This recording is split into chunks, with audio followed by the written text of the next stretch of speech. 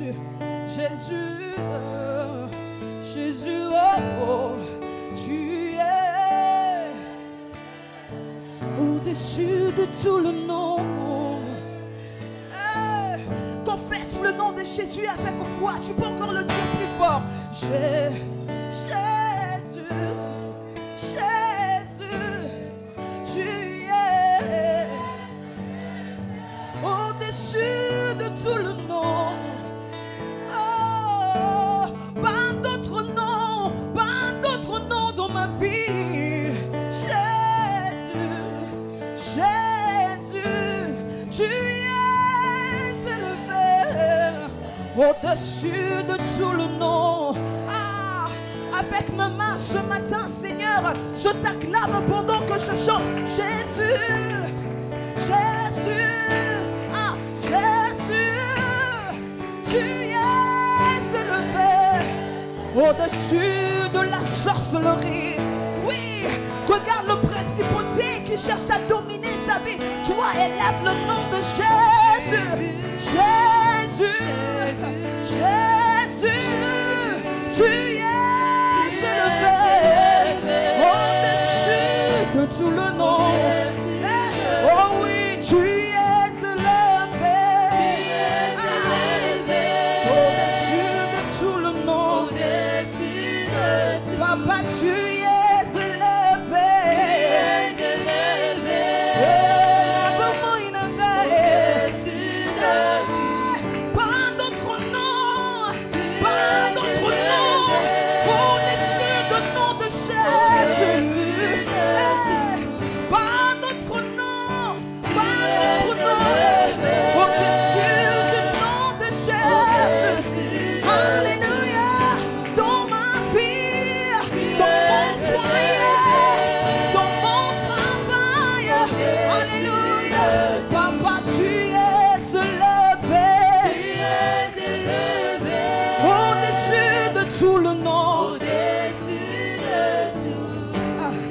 d'ajouter ceci.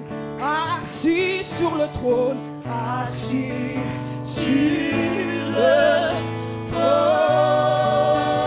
Papa, tu règnes à jamais. Donne-lui la place qu'il mérite ce matin. Aïe, aïe, aïe. Assis sur le trône.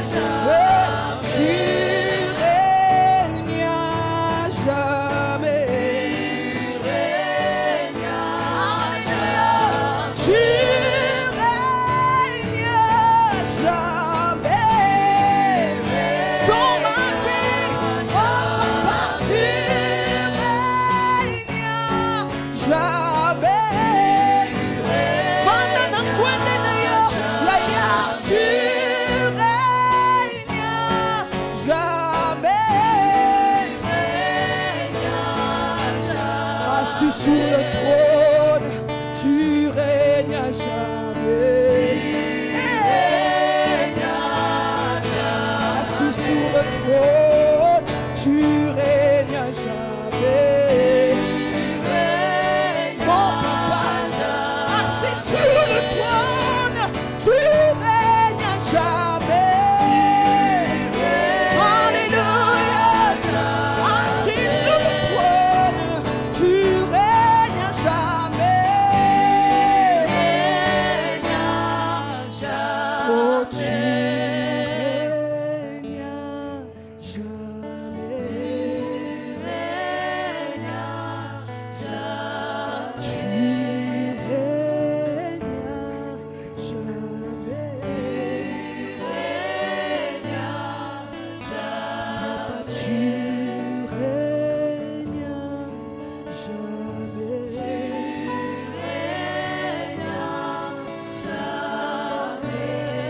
Élève encore le nom de Jésus en ce lieu. Élève le nom de Jésus en ce lieu. Laisse que ton Jésus puisse régner. Laisse qu'il lui seul puisse régner dans ton cœur. Laisse que lui seul puisse régner dans ta vie. Laisse que lui seul règne dans ton cœur. Laisse que lui seul règne dans ta vie. Oui, élève le nom de Jésus ce matin. Élève le nom de ton papa. Élève le nom de ton sauveur. Élève le nom de Jésus. Élève le nom de Jésus. Oh, oh, oh, oh. Ton peuple t'adore, Seigneur. Ton peuple t'exalte, Seigneur, ce matin. Ton peuple te magnifie ce matin. Ton peuple te glorifie ce matin.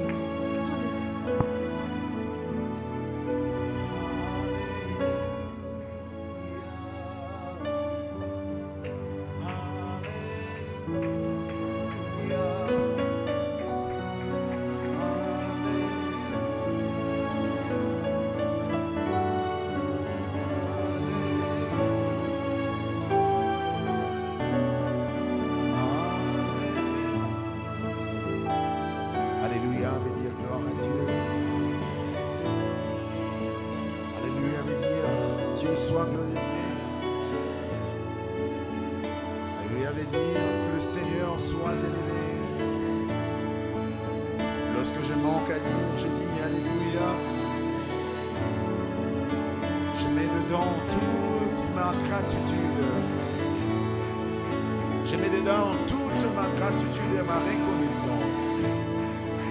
Je mets dedans toute ma reconnaissance à mon Dieu. Alléluia.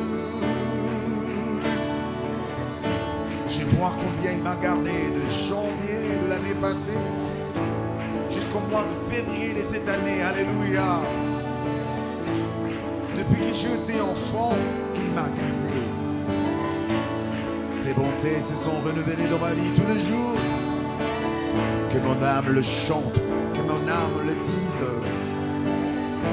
que mon être le proclame avec le main, avec ma joie. Je ne laisserai rien ce matin m'empêcher de louer Dieu. Aucune influence externe ne m'empêchera de louer mon Dieu.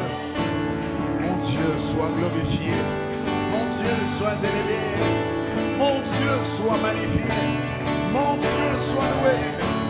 Mon Dieu qui est comme toi, mon Dieu qui est semblable à toi, mon Dieu personne n'est comme toi. Ah, mon Dieu tu es admirable, mon Dieu c'est toi qui donne le pain, Dieu c'est toi qui donne la nourriture, Dieu c'est toi qui donne la force, c'est toi qui donne la bonne santé. Mon Dieu, tout ce que j'ai vient de toi. Oh, alléluia, we worship you God, we worship you Jesus, we worship you God, hallelujah, hallelujah, hallelujah, hey, oh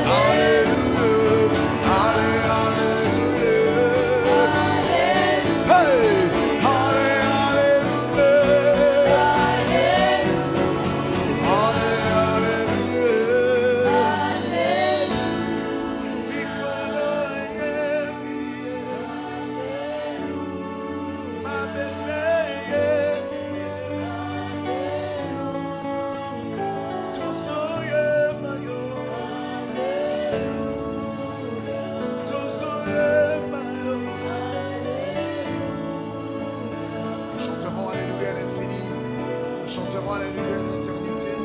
C'est comme ça que nous allons louer Dieu au ciel. Alléluia. C'est comme ça que nous allons élever le Seigneur. Oh. Alléluia.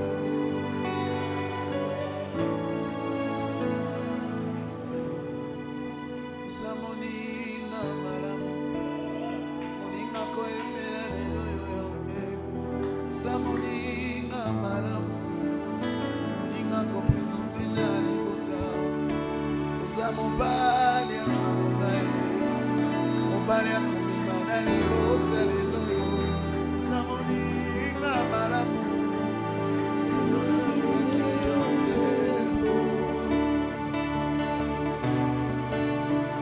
Lelo na mima kiyonze.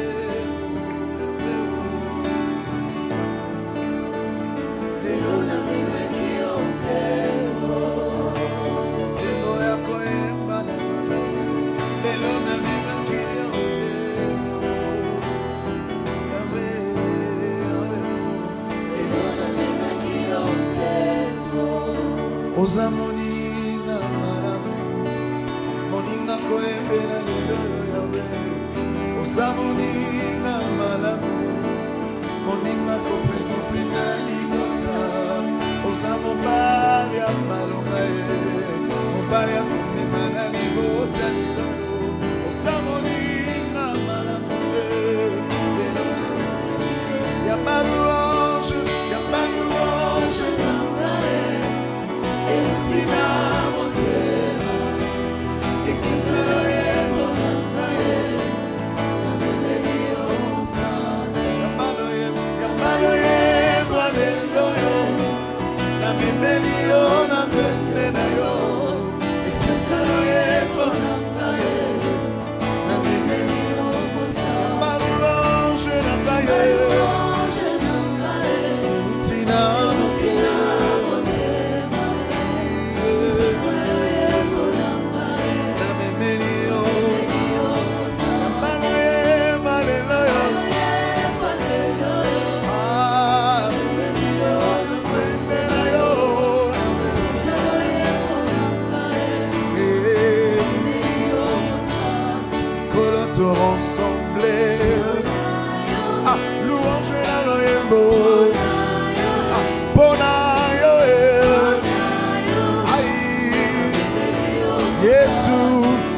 rassemblés, louange et compassion, Bonayo,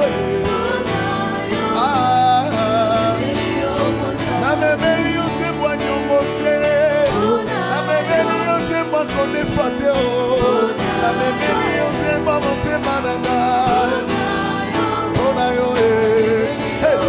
louange on a défi pas à voisanté. On a des filles par mon côté. Nous sommes salés, les gars, y a mon ami. Yesoué. Ah. Pona yo ma benganga ni bomae. Pona yo ma benganga takisegi. Pona yo na katata bilambae. Yesu na ngai. Pona yo ma benganga takisegi. Pona yo na la la bani banda.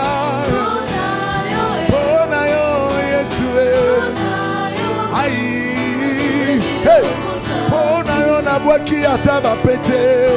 Pona yo na taliba kanete o. Na taliba kanete o.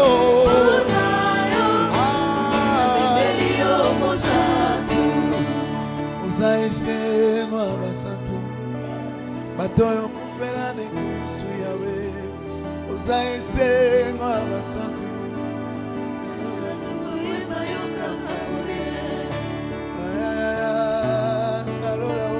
Nalola toko emba yo kakabwe. Na milolo toko emba. Nalola toko emba yo kakabwe. Okume mabiso nalola to emba boye. Toko emba yo kakabwe. Nalola toko emba yo kakabwe. Nalola toko emba yo kakabwe. Toko loboza mosatu kakabwe. Nalola toko emba yo kakabwe. Yahweh, oh, Nalola toko ema yo lelo mololo nalola tokoyemba yo kaka boye nalola o nalola nalola tokoyemba yo kaka boye nalola tokoyemba yo kaka boye kolisemo nalola tokoyemba yo kaka boye ay ay ay ay nalola tokoyemba yo kaka boye ozayisenga basantu matoyo kamona na masumu yawe ozayisenga basantu nalola tokoyemba yo kaka boye lolengo kamola biso na mabeo omema biso kino nalola semwe kosana te yawe na baloyo motolo biboye ya malouange eutina motema expression yeko nambae ah namemeli yo mosantu ya maloyo namemeli yo expression yeko nambae ah papa te rassemble maboko na malolo moya lelo yo ay ah Yesu tu rassemble hey mololo me makio hey mama mama eti mololo pona yo bongo ba papa bakanga alleluia loyemo alleluia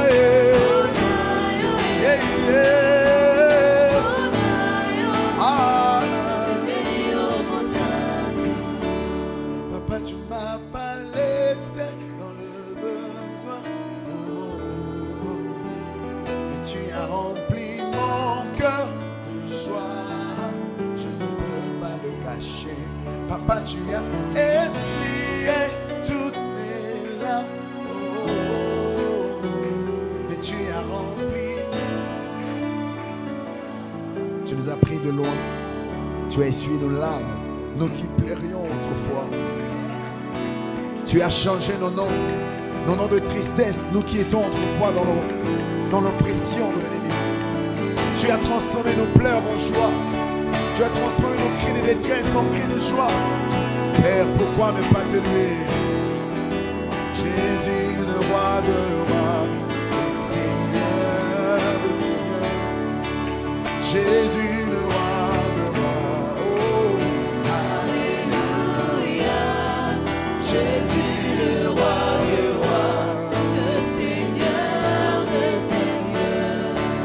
Jésus le Tout-Puissant et alléluia.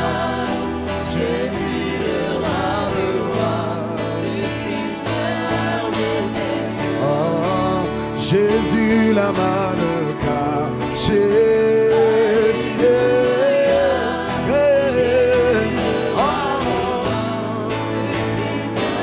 Seigneur le Seigneur. Oh, pourquoi ne pas t'élever Jésus? Oh, alléluia.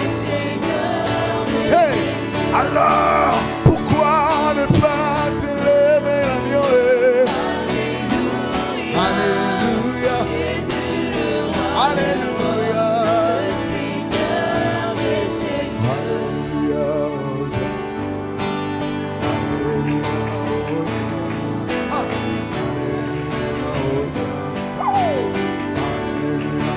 Hosanna,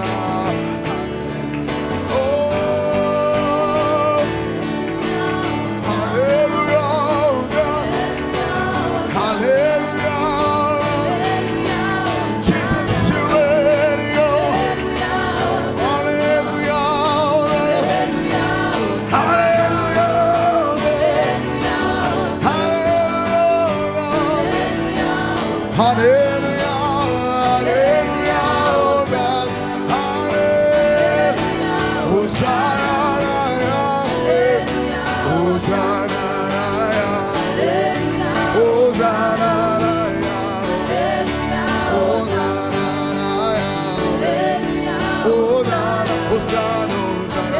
Hosanna, Hosanna, Hosanna, Hosanna, Hosanna, Hosanna, Hosanna, Hosanna, Hosanna, Hosanna, Hosanna, tu es digne de louange, Hosanna, tu es digne d'adoration. Hosanna, Hosanna, Hosanna.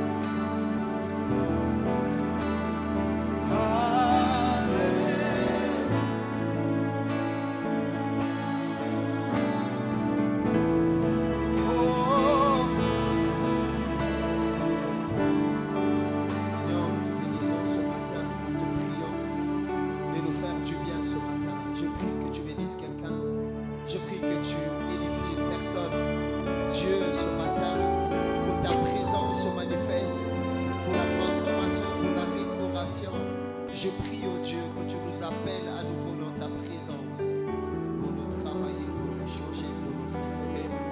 Au nom de Jésus. Amen. Est-ce qu'on peut acclamer le Seigneur? Acclame très fort, acclame Jésus. Est-ce qu'on peut acclamer le Seigneur? Est-ce qu'on peut acclamer le Seigneur? Acclame Jésus, acclame Jésus. Est-ce que tu peux bien le faire? Acclame très fort. Gloire à Dieu. On peut me changer les micros.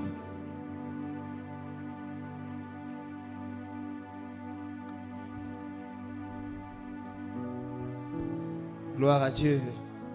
Les techniciens priez toujours. Réveillez-vous à 4 heures pour prier. Sinon, Satan va vous attaquer le matin. Alléluia. Qui est béni ce matin? Est-ce qu'on peut acclamer le Seigneur pour la technique? Alléluia. Amen. Alors, je crois que ce n'est que l'avant-goût. La technique nous a dérangés, mais le mardi, je crois qu'on va prendre toutes les précautions pour que tu célèbres très bien le Seigneur, qui sera là le mardi et qui sera là à temps à la clôture. Gloire à Dieu. Alors, on va lire rapidement Luc, le chapitre 10, le verset 25 à 37. Je vais donner un enseignement merveilleux ce matin. Et je crois que chacun de nous sera béni par la grâce de Dieu. Luc, le chapitre 10, le verset 25 à 37. La Bible dit, un docteur de la loi s'éleva et dit à Jésus, pour le prouver, Maître, que dois-je faire pour hériter la vie éternelle? Et Jésus lui dit, qu'est-il écrit dans la loi? Qui lis-tu? Il répondit, tu aimeras le Seigneur ton Dieu de tout ton cœur, de toute ton âme, de toute ta force et de toute ta pensée, et ton prochain comme toi-même. Tu as bien répondu, lui dit Jésus. Fais cela et tu vivras. Mais lui, voulant se justifier, dit à Jésus, et qui est mon prochain? Jésus reprit la parole et dit, un homme descendait de Jérusalem à Jéricho. Il tomba au milieu des brigands qui les dépouillèrent, les chargèrent des coups et s'en allèrent, les laissant à demi-morts. Un sacrificateur qui par hasard descendait par le même chemin, ayant vu cet homme, passa outre. Un lévite qui arriva aussi dans ces lieux, l'ayant vu, passa outre. Mais un samaritain qui voyageait étant venu là, fut ému de compassion lorsqu'il le vit. Il s'approcha et banda ses plaies et y versa de l'huile et du vin. Puis il les mit sur sa propre monture, les conduisit à une hôtellerie et prit soin de lui. Le lendemain, il tira 2 deniers, les donna à l'hôte et dit: aie soin de lui, et ce que tu dépenseras de plus, je te le rendrai à mon retour. Lesquels de ces 3 te semblent avoir été prochains de celui qui était tombé au milieu des brigands?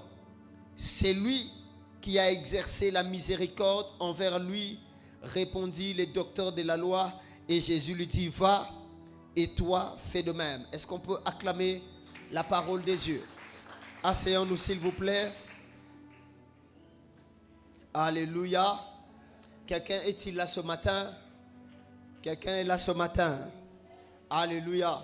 Alors je vais parler ce matin des sentiers des pharisiens. Est-ce que Papa Ben peut m'accompagner? Je vais parler des sentiers des pharisiens, la deuxième partie, parce que j'avais dit que j'avais beaucoup de choses à dire. Mais malheureusement, pendant les séminaires, je n'ai pas eu assez de temps pour exploiter le thème sentier de pharisiens. Mais par la grâce de Dieu, ce matin, je vais continuer, et peut-être après Alpha aussi, je vais continuer. Alors, à titre de rappel, comme je l'ai dit pendant les séminaires, un sentier, c'est une manière de vivre, une mentalité ou encore un raisonnement. Lorsqu'on parle d'un sentier, c'est une manière de vivre, une mentalité ou encore un raisonnement. Et pendant ces enseignements, je vous ai dit que les pharisiens également ont tracé leur sentier. Et comment ils ont tracé leur sentier? C'était par leur enseignement et par leur doctrine. Et frères et sœurs, avec les hommes de Dieu pendant ces enseignements, on vous a dit que pour bâtir les sentiers, il fallait un enseignement, il fallait une doctrine ou quelque chose qui vous conduit à vous identifier à une manière de réfléchir. Et les pharisiens avaient une manière de réfléchir qui était communiquée par une doctrine qu'ils avaient apprise, et ils avaient communiqué également aux personnes qui les écoutaient. Parce que frères et sœurs, lorsque vous voyez Israël à l'époque des pharisiens, ils avaient comme tous la même manière de réfléchir. Et pendant tous ces enseignements, j'en parlerai. Et frères et sœurs, lorsque Jésus parle des pharisiens, écoute ce que Jésus dit. Matthieu le chapitre 16, le verset 6. La Bible dit, Jésus leur dit: gardez-vous avec soin du levain des pharisiens et des sadducéens. Ici, lorsque Jésus parle de levain, Jésus ne parle pas des levures comme vous le pensez. Il parle des enseignements de pharisiens.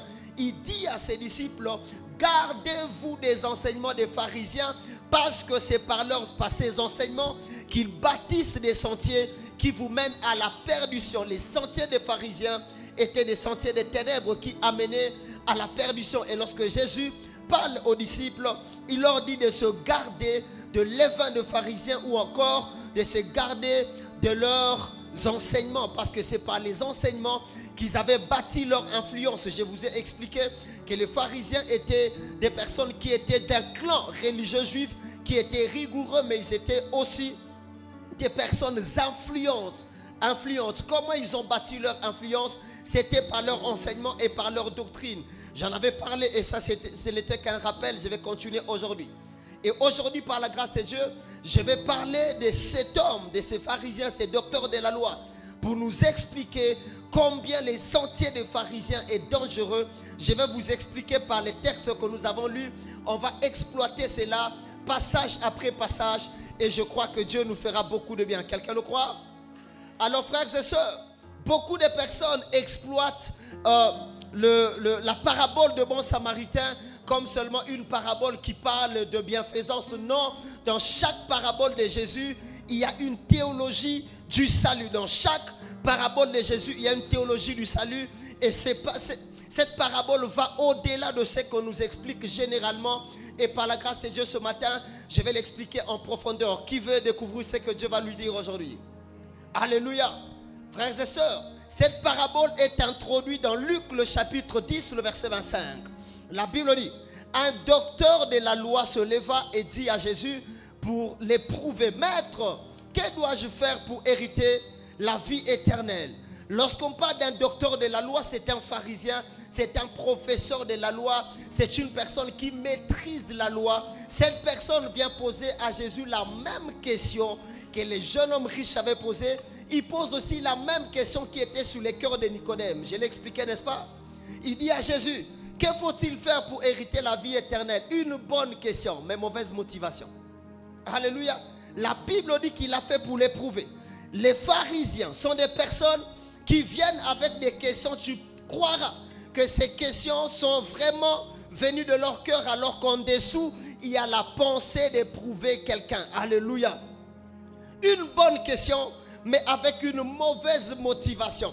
Il vient à l'esprit d'éprouver Jésus. Et les pharisiens sont des personnes qui viennent avec des questions, mais au fond, ils n'ont même pas besoin de ta réponse. Ils viennent pour te mettre en épreuve. C'est comme même à l'église, il y a des personnes, lorsqu'ils viennent, tu vas penser qu'il est venu écouter la parole. Il est venu éprouver les pasteurs. Il est venu voir si les pasteurs là, ils prêchent bien. Qu'est-ce qu'il connaît? D'ailleurs, il est jeune. Qu'est-ce qu'il va nous dire? Est-ce que même c'est ça les pharisiens? Ils viennent poser des questions, pas à l'esprit d'apprendre où il a besoin d'avis de Jésus, non. Parce que pour lui, ce qui l'intéresse, c'est mettre Jésus en épreuve. Les pharisiens, ils posent une bonne question, mais la motivation est très mauvaise. Et écoutez Jésus. Jésus lui dit, dans Luc le chapitre 10, le verset 26, Jésus lui dit, qu'est-il écrit dans la loi? Jésus savait la pensée du pharisien, n'a pas répondu à la question du pharisien.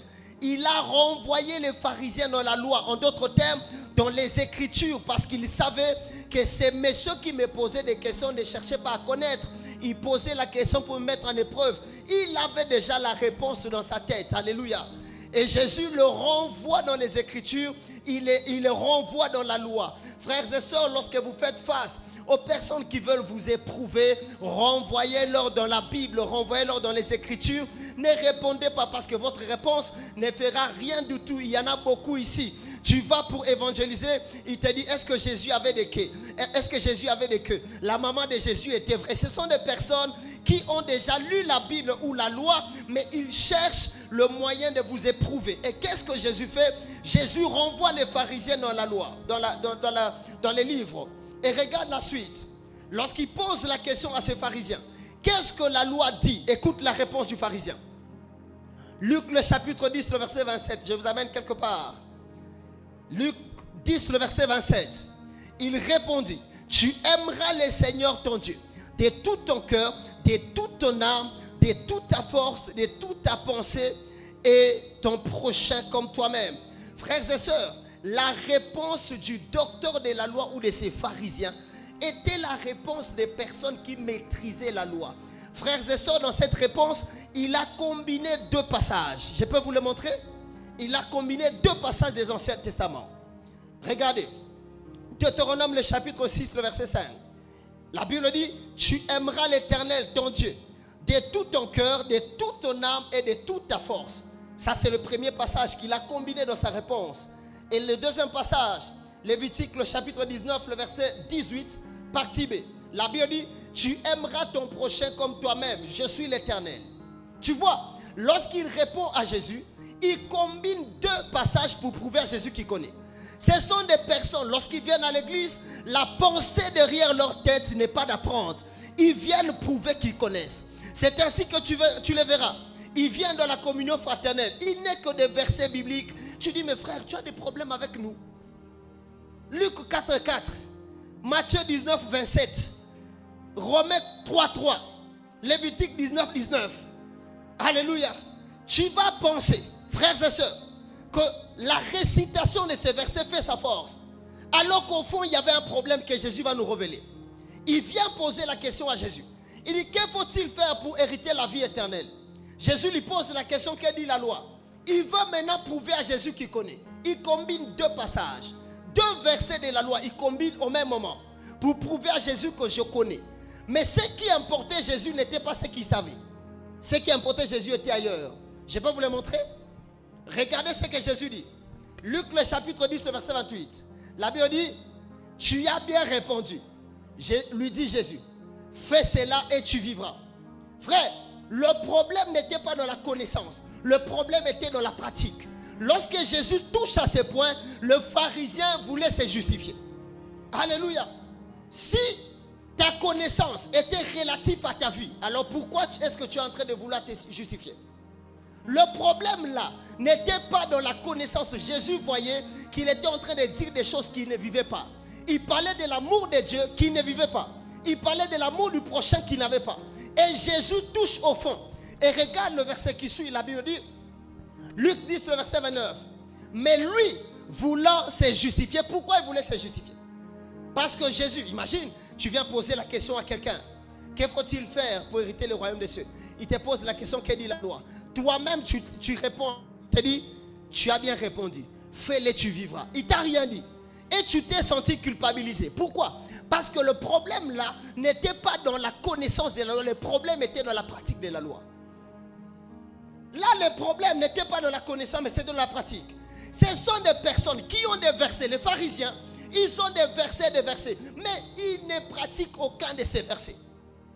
Des personnes qui ont des connaissances. Il peut te lire la Bible, il te récite. Il peut même écrire une prédication qui ne vit pas. Des pharisiens sont des personnes qui connaissent les versets de divorce, mais ils divorcent. Ils connaissent les versets qui parlent de l'impudicité, mais ils sont dedans. Pharisiens. Mais lorsqu'il sera en train de te parler, l'habitude dit, lui vraiment, il maîtrise. Il peut même être l'archipape. Alors que lui, il ne vit pas ce qu'il dit. Alléluia. La Bible dit que Jésus lui a dit, pratique cela, tu vivras. Lui-même, il voulait encore se justifier. Les pharisiens sont des personnes qui aiment qu'on leur prêche. Mais lorsqu'on commence à toucher à la vie du message, ils se justifient. Comment se comportent les pharisiens? Les pharisiens sont des personnes qui connaissent que mal s'habiller est mal. Mais si seulement un pasteur en parle, il cherche à se justifier. Les pharisiens sont des personnes à l'église qui disent toujours, pasteur, on va changer petit à petit, pasteur. Petit à petit. Alors que je vous ai dit, la nouvelle naissance est directe. Il n'y a pas de petit à petit dans la nouvelle naissance. Lorsque tu es pharisien, tu chercheras toujours à te justifier. Là, Jésus lui fait, c'est là tu vivras. Toi-même, tu connais. Mais tu connais déjà. Pratique, c'est là tu vas vivre. Mais pourquoi tu veux te justifier? Et ce sont des gens qui ont fait des 40 ans à l'église, comme nombreux sont ici. Ils ont fait des 20 ans, des 30 ans à l'église. Ils ont des connaissances. Mais qu'est-ce qui vous empêche à pratiquer? Si quelqu'un veut te prêcher à la maison, il veut même t'évangéliser. Tu lui dis, c'est que tu me dis là, je connais ça depuis 1990. Mais comment tu fais pour être deuxième femme? Pharisien. Alléluia. Mais les histoires que vous apprenez aujourd'hui, nous à notre époque, nous on connaissait déjà. Tu vois ça, on faisait même des formations. Mais on te dit abandonne le péché. Tu veux te justifier, pharisien. Alléluia. Et regardez maintenant, en voulant se justifier, les pharisiens s'est piégé. Je peux vous le montrer encore. Il voulait se justifier, il s'est maintenant très bien piégé. Regardez. La Bible dit, voulant se justifier, dit à Jésus, et qui est mon prochain? Vous savez, les pharisiens pensaient qu'ils avaient la meilleure définition du prochain, alors qu'ils avaient la pire des définitions du prochain. Pour les pharisiens, un prochain, c'était la personne qui était dans la même confession ou dans la même secte religieuse qu'eux. C'est-à-dire, si tu es pharisien, tu es mon prochain. C'est ainsi que vous allez voir. À cause de la fausse définition du prochain, les pharisiens ont même maltraité les autres juifs comme eux. Alléluia. Pour un pharisien, qui est son prochain? C'est la personne qui est dans la même secte avec lui. Si tu n'es pas de sa secte, tu n'es pas son prochain. C'est comme la majorité même ici. Si je ne suis pas de ton église, je ne suis pas ton frère. Alléluia. Et on a vu ça ici. Des personnes tribales même en termes de l'église. Si je ne suis pas de votre confession religieuse, vous m'insultez, vous m'attaquez. Pourquoi? Les pharisiens pensaient que le prochain, c'est la personne qui partage la même doctrine, ou pas la doctrine, la même confession religieuse qu'eux. C'est ainsi qu'ils maltraitaient même les juifs. Ils avaient la mauvaise définition du prochain. Et regardez comment Jésus recadre leur définition. Matthieu le chapitre 5. Le verset 43, après le verset 44. La Bible dit, vous avez appris qu'il a été dit. Et si vous lisez les livres de Psaume 139, vous allez trouver ça. Vous avez appris qu'il a été dit, tu aimeras ton prochain et tu haïras ton... Ça, c'était la mauvaise définition des pharisiens. Pour eux, il fallait aimer les prochains et haïr les ennemis. Alléluia. Et pour eux-mêmes, les ennemis, là, ce n'étaient pas vraiment les ennemis. C'était les autres juifs qui n'étaient pas pharisiens. Alors, il les attaquait, il les agressait jusqu'au dernier souffle. Nous connaissons l'histoire qui s'est passée avec les apôtres. Et regardez maintenant ce que Jésus donne comme définition des prochains. Et je pense que nous, Congolais, aujourd'hui, je vais en parler parce que vous allez me lapider. Amen. On peut lire ensemble. Comme ça, si tu es Congolais, je ne vais pas dire au micro. Comme ça, toi-même, tu vas déduire ce qui va se passer dans ton cœur. La Bible dit, vous avez appris qu'il a été dit, tu aimeras ton prochain et tu haïras ton ennemi, n'est-ce pas? Mais Jésus dit, mais moi, je vous dis, aimez vos ennemis, bénissez ceux qui vous maudissent, faites du bien à ceux qui vous haïssent et priez pour ceux qui vous maltraitent et qui vous persécutent. Papa Sylvain, ça entre. Priez pour ceux qui vous maltraitent là, qui nous persécutent. Si je cite là, l'église a chauffé, mais je n'ai rien dit. Papa Félix, il faut prier pour ceux qui nous maltraitent. Donc je vais donner un sujet de prière maintenant là. Pourquoi vous refusez? Bon, là vous êtes méchants, vous n'êtes pas des bons chrétiens. Bon, ici, on va prier pour ceux qui nous maltraitent, non? Là, l'église est divisée. Si j'ai dit seulement ce que je vais dire là, je vais voir tout le monde venir ici me lapider. Alléluia. Maman Rima, ça va? On prie pour eux. Il y a une seule chrétienne dans cette église. Alléluia. Ça dit, dans la définition de Jésus, les prochains n'est pas que la personne avec qui tu manges bien, tu bois. Non. Les prochains, c'est même la personne qui te maltraite. Et il demande de prier même pour ces personnes. Mais la définition de pharisien du prochain, c'était la personne avec qui. C'est-à-dire que si tu es bien avec moi, je suis bien avec toi. C'est ça le terme congolais. Si tu n'es pas bien avec moi, tu es banni. Mais pour Jésus, ce n'était pas ça. Pour Jésus, c'était même quelqu'un qui ne partage pas la même manière de voir que toi. C'est ton prochain. Et les pharisiens, pour lui, ils pensaient que pour être mon prochain, il fallait que quelqu'un soit de la compassion seulement. Il fallait que quelqu'un soit de Philadelphie pour être mon prochain. Non, frère, dans la définition des pharisiens, il y avait un problème. C'est ainsi que les pharisiens maltraitaient plusieurs personnes.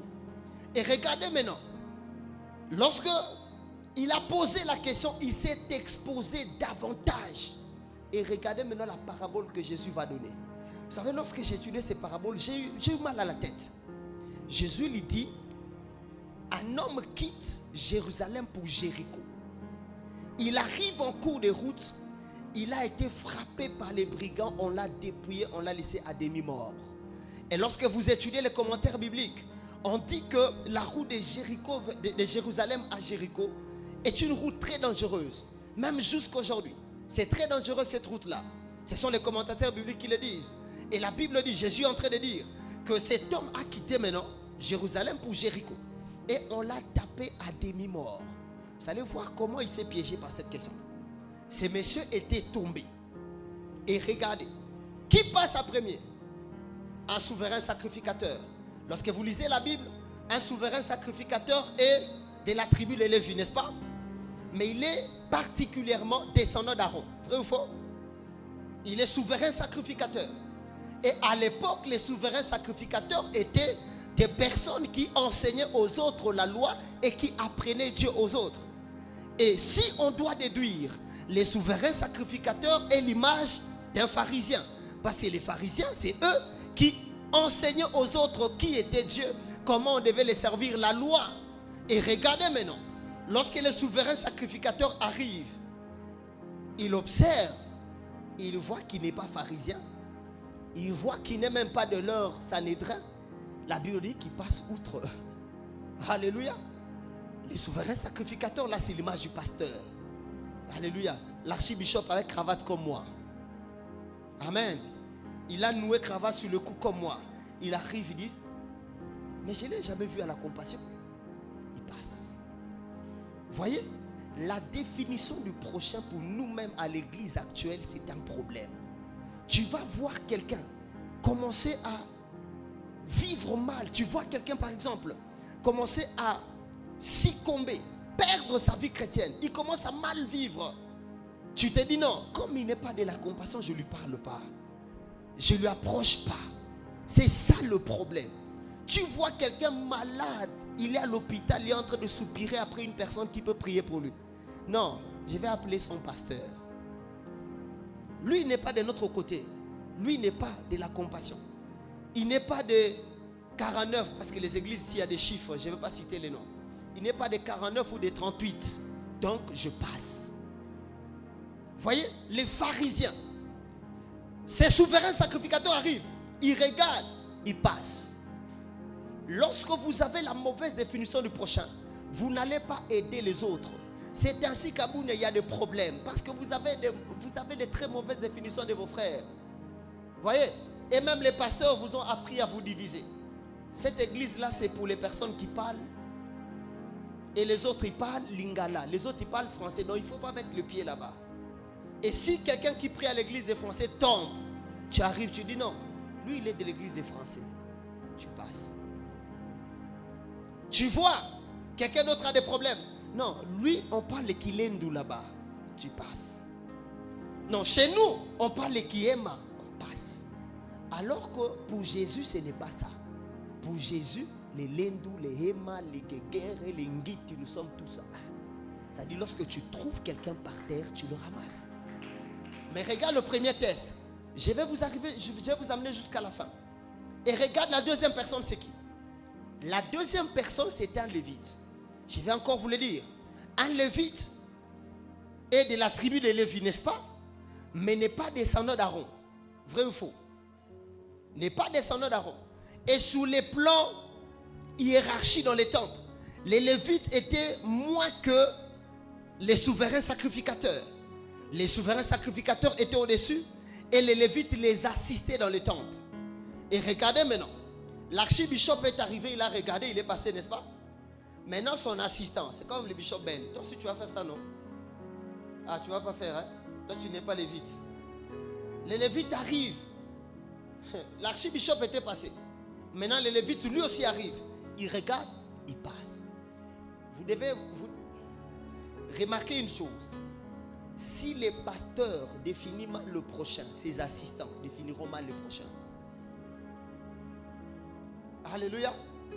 Si un leader manifeste mal l'amour, les collaborateurs vont mal manifester l'amour. Parce que frère, c'est la tête qui donne l'orientation, la manière de marcher, la vision même. C'est la tête qui donne. Mais lorsque la tête oriente mal le peuple, même les assistants, c'est la même chose. Alléluia. C'est ainsi que vous allez voir, si les pasteurs charnels, les assistants sont... Qui les a donné la chair? Si les pasteurs ne prient pas, les assistants ne prient pas. Les lévites là, c'est les copies conformes de son maître. Il arrive, lui aussi il passe. Pourquoi? Parce que pour eux, le prochain, c'était la personne qui était dans leur clan. Vous comprenez? Et Jésus, regarde ce que Jésus fait. Jésus continue. Il dit, après que les lévites aussi soient passés, c'est là que je vais entrer dans mon message, je vais finir pour finir à temps aujourd'hui. La Bible dit, mais un Samaritain qui voyageait, étant venu, fut ému de compassion lorsqu'il les vit.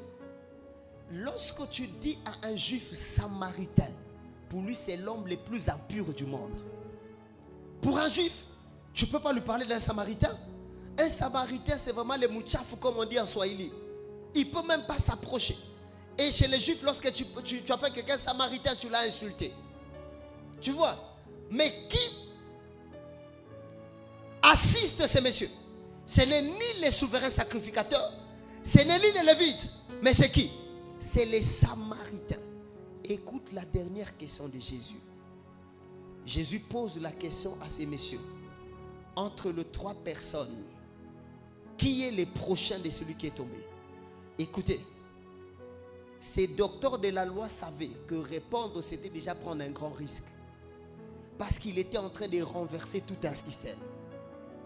Dire que c'était un Samaritain qui était son vrai prochain, premièrement, il renversait tout un système. Il cassait tout ce qu'ils ont enseigné des années et des années. Mais j'aimerais dire à quelqu'un, à un moment, il faut accepter de perdre les épaules, les galons, et donner toute la gloire à Jésus. Alléluia. À un moment, même si tu sais ce que tu savais depuis des années, et tu te rends compte que c'était faux, accepte de dire que c'était faux. Alléluia. Jésus lui pose la question, entre les 3, qui est le prochain? Il savait que la réponse qu'il allait donner, ça allait tout casser dans leur doctrine. Mais il prend les risques de dire que c'est le Samaritain. Pour dire ceci, frères et sœurs, la plupart des fois que tu penses que tu aimes les gens, tu ne les aimes pas. La plupart des fois que tu penses que tu as compris la parole de Dieu, tu ne l'as pas compris. Les pharisiens prêchent des choses qu'ils n'ont pas compris et qu'ils n'ont pas vécu. Alléluia. Qui n'ont jamais vécu. Ils prêchent des choses qu'ils ne vivent pas. Ils parlent de la parole de Dieu, mais eux-mêmes ne pratiquent pas. Ils sont dans les slogans de la parole de Dieu. Ils sont dans ce qu'on appelle la connaissance, mais qui ne produit rien dans leur propre vie. Bien-aimés frères et sœurs, chaque fois que vous viendrez à l'église, si vous connaissez Jean 3,16, il faut que ce passage ait de la répercussion sur vous. Ne soyez pas comme des pharisiens. Vous voulez croire que vous avez une perfection dans votre amour pour Dieu et dans votre amour du prochain. Alors qu'au fond, il y a des failles. C'est comme des gens qui pensent que c'est nous qui sommes parfaits. Nous, l'histoire de Dieu ici, nous, notre église, surtout notre église. Si tu entres, c'est nous qui connaissons. Frère, tu es comme un pharisien. Si on vérifie au fond, tu dis des choses que tu ne vis pas. La beauté de la vie chrétienne, c'est lorsque tu dis que Jésus est saint, cherche à être saint comme Jésus. Jésus est puissant, cherche à être puissant comme Jésus. On dit la parole de Dieu nous transforme à l'image de Christ. Travaille à être transformé à l'image de Christ. Les pharisiens connaissent beaucoup, mais ceux qui connaissent n'ont pas de réaction sur leur propre vie. Ce que tu connais doit avoir la répercussion sur toi. Sinon, tu seras comme un airain qui résonne, comme la Bible le dit. Amen. Qui connaît nos mamans qui disent tu chafi kwa kati ya mwisho mogope Mungu? Qui connaît ces mamans là? Batoto, tout kwa kati ya mwisho mogope Mungu. Mais elle-même, elle est deuxième femme. Hein? Elle connaît wakati ya mwisho. Si tu lui poses même la question du verset, elle connaît. Mais elle est deuxième femme. Elle parle des temps de la fin alors qu'elle-même est dans le péché. C'est ça les pharisiens. Les pharisiens disent des choses. Et vous allez voir, frères et sœurs, tous les pharisiens qui sont venus auprès de Jésus, qui sont venus poser des questions à Jésus, ils n'étaient pas heureux, ils étaient malheureux. Dans leur âme, ils étaient tristes. Ils connaissaient beaucoup. C'était eux le professeur des autres. Mais au fond, ils vivaient dans le péché. La Bible dit, à quoi ça te servira de gagner toute la terre, d'enseigner à tout le monde, alors que toi-même, à la fin des temps, tu vas perdre ton éternité. Alléluia. Dis à ton voisin, ne sois jamais un pharisien. Qui connaît les gens qui disent Luc 8:8, Matthieu 40:48, Genèse 3:3, et ils donnent des versets avec précision, mais suis sa vie. Problème. Eux, Dieu les a donné les cerveaux, mais Dieu n'a pas transformé leur cœur. Alléluia. Parce que frère, vous savez, tu peux avoir les cerveaux. Qui a donné les cerveaux? C'est Dieu, n'est-ce pas? Les cerveaux te permettent de faire quoi? Réfléchir et tout ce qui va avec. Avec ton cerveau, tu peux retenir même la moitié de la Bible. Mais cette moitié de la Bible ne va pas te transformer si Dieu ne transforme pas ton cœur. Alléluia. Alors j'aimerais demander à quelqu'un, au-delà des versets bibliques que tu récites tous les jours dans ta vie, il y a même des gens qui ont des psaumes. Lorsqu'un démon passe, psaume. S'il voit les chats, il y a un psaume pour les chats. Il voit les lapins, il y a les psaumes. La nuit, s'il y a une moustique qui chante, oui, il y a un psaume pour la moustique. C'est-à-dire, ce sont des gens qui ont des versets à toutes choses, mais dans la vie, les versets n'ont rien fait. Alléluia. Alors, voici comment savoir que le passage biblique que tu connais ont fait des choses dans ta vie. Si tu étais ivrogne, les jours où tu as appris que lorsque tu te convertis, tu dois abandonner l'alcool, on doit te voir aussi abandonner les verres et les bouteilles. C'est là qu'on dira que le passage a fait quelque chose dans ta vie. Deuxième chose, si tu t'habillais mal avec des histoires sur le corps, surtout les femmes qui ont des bracelets à la hanche, tu as écouté la parole de Dieu. Tu es là aussi. Jésus, nous t'élèvons plus haut. Mais bracelets à la hanche, c'est encore un problème. Alléluia. C'est encore un problème. Tu connais des choses. La Bible dit une chrétienne doit être décente, n'est-ce pas? Doit s'habiller décemment. Tu connais. Mais comme ça ne fait rien dans ta vie, qu'est-ce que tu fais? Bracelet à la hanche. Et lorsqu'on te dit, tu parles comme les pharisiens, tu veux te justifier. Amen. Comment savoir les personnes qui ne sont pas transformées par ceux qui connaissent? Ils ont toujours des raisons à tout ce qu'on leur dit. Maman, non pasteur. Mais là, non pasteur. Tu as mal parlé à ses frères. Non pasteur, moi on m'a éduqué comme ça. Les passages que tu connais là, ça ne te change pas. Amen. Alléluia. Chaque fois que tu vois qu'il y a une chose qui persiste dans ta vie, mais tu vis ici à l'église, rassure-toi que tout ce qu'on dit n'a pas d'effet sur toi. Mais à partir du moment où tu viens, tu écoutes la parole, il y a des choses qui te quittent, des choses qui te lâchent, tu commences à abandonner les choses, ta vie change. C'est là la transformation. Alléluia. Est-ce que quelqu'un a compris? Est-ce que quelqu'un a compris? Alors, voici la prière d'aujourd'hui. Parce que vraiment, on a fait de prières, on nous a enseigné par des hommes de Dieu pendant ces Alpha. Alors, aujourd'hui, comme c'est les derniers dimanches de Alpha, je tenais à parler à l'église de la compassion en particulier. Vous savez, on a tous les mêmes problèmes, les églises. Pendant les séminaires, on a toujours des personnes qui nous enseignent, des pasteurs qui viennent de partout, ils disent des choses. Mais après, la mise en pratique, problème. Quand vous êtes là, vous connaissez les sentiers de gloire que le docteur Stallone a enseigné, n'est-ce pas? Vous connaissez tout ce que le prophète Richard a enseigné. Tout ce que le pasteur Carmel, papa Didier, pasteur Eric, vous avez les dépôts. Mais vous savez, le problème, c'est quoi? La majorité ne va pas pratiquer ce qu'ils ont appris. Les pharisiens, ils écrivent cahier, mais pratique zéro. Alléluia. Alors voici ce que tu vas dire à Dieu en cette année. Père, aide-moi à pratiquer toutes les paroles que j'ai apprises en cette année, au début de cette année. Que les dépôts que j'ai reçus demeurent dans ma vie. Est-ce qu'on peut se lever? On va prier. On va prier pendant seulement 5 minutes. Après, on va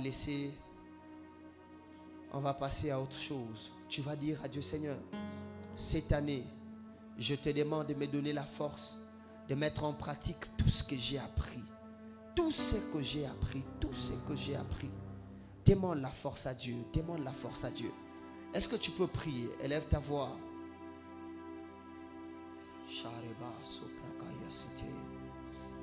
Demande à Dieu de ne pas être un pharisien.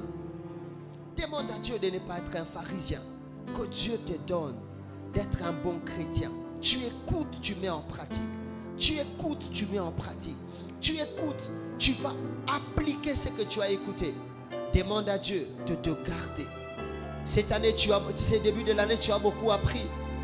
Que cette année ne soit pas comme l'année passée, où tu avais écouté beaucoup de choses, mais que tu n'as rien mis en pratique. Et lorsqu'on te parle même, tu ne donnes que des raisons et des raisons. On te parle, tu dis non. Est-ce que c'est vraiment la Bible? Oui, c'est la Bible. Dieu t'appelle à chercher à mettre la parole en pratique. Tu sers Dieu, mais mets aussi la parole en pratique. Les pharisiens, ils connaissent beaucoup, mais ils mettent peu en pratique. Ils connaissent beaucoup de versets, mais leur vie ne reflète aucun de ces versets. Ils peuvent combiner 10 versets bibliques, mais où est le résultat de ces versets dans notre vie? Tu restes la même personne des années. Demande la faveur de Dieu. Demande la grâce de Dieu sur toi. Demande la faveur de Dieu sur toi. Demande la grâce de Dieu sur toi.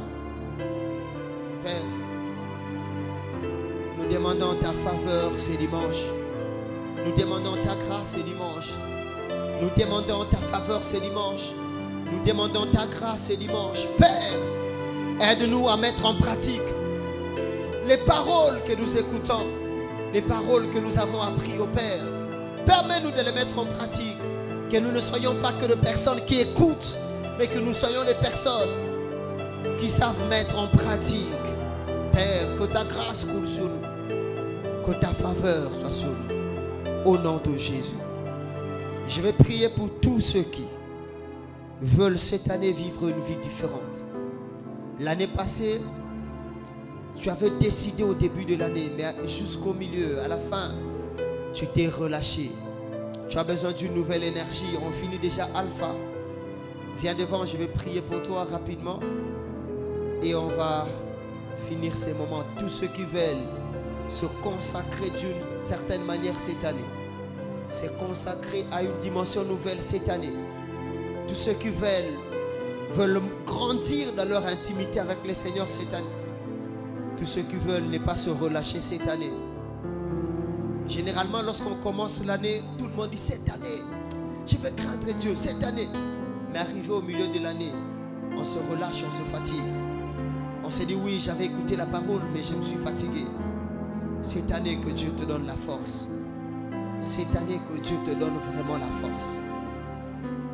Levez les mains, je vais prier pour vous. Père, au nom de Jésus, je prie pour mes frères et sœurs. Je prie que tu leur donnes la force, que tu leur donnes la capacité de mettre en pratique ta parole cette année et qui te craignent. Frère, si les années passées tu te fatiguais, cette année tu ne vas pas te fatiguer. Ma soeur, si les années passées tu te fatiguais, cette année tu ne vas pas te fatiguer. Parce que la grâce de Dieu va t'accompagner. Tu vas craindre Dieu de début à la fin de l'année. Tu vas te consacrer de début à la fin de l'année. Je refuse que tu perdes ta vie de prière. Je refuse que tu sois paralysé par les mondes des ténèbres. Je refuse que ta vie de sanctification soit touchée. Crains Dieu, vis dans sa présence. Crains Dieu, vis dans sa présence. Je prie que Dieu bénisse vos vies de prière. Je prie que Dieu bénisse votre attachement à lui. Au nom de Jésus. Que Dieu vous bénisse. Au nom de Jésus.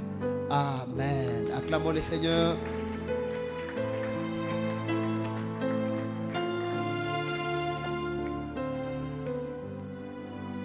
Est-ce qu'on peut encore acclamer le Seigneur pour le puissant message de ce matin? Est-ce qu'on peut rendre à Dieu une offrande d'action de grâce pour la parole qui nous a bénis ce matin? Amen. Nous pourrions reprendre nos sièges. Nous passons directement au service des offrandes. Nous avons deux services ce matin. Nous commençons en premier par les offrandes extraordinaires. Ensuite, nous passerons bénir la parole, offrir nos dîmes et également remettre nos enveloppes alpha. Nous pourrions avancer, offrir au Seigneur s'il nous plaît.